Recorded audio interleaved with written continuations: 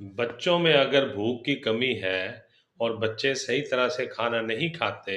और बार-बार थोड़ा-थोड़ा खाते हैं, एक दफ़ा पेट भरकर अच्छी तरह खाना नहीं खाते और इस वजह से उनमें वीकनेस ज़्यादा होती जा रही है, रंग पीला होता जा रहा है, खून की कमी होती जा रही है या कद-काठ में इज़ाफ़ा नहीं हो रहा और दूसरे बच्चों की निस्बत आपको वो बहुत ज़्यादा कमज़ोर और वीक नज़र आते हैं। दिमागी तौर पर भी वो कमज़ोर है और जिस्मानी तौर पर भी कमज़ोर है और उनमें सुस्ती ज़्यादा पाई जाती है। तो ऐसे बच्चों की भूख को ठीक करने के लिए 3 मेडिसिन मैं इस्तेमाल करवाता हूँ, नक्स वोमिका, ब्राइटाकार्ब और पेप्सिनम। 30 पोटेंसी में इन तीनों को लेकर आपस में मिला लेंगे, 5 से 7 कतरे फ़ी खुराक दिन में 3 दफ़ा देंगे, आधा कप पानी में मिला के, तो इंशाअल्लाह ताला इससे बच्चों की जो भूख है, वो बिल्कुल ठीक हो जाएगी और सुस्ती लागनी भी ख़त्म हो जाएगी।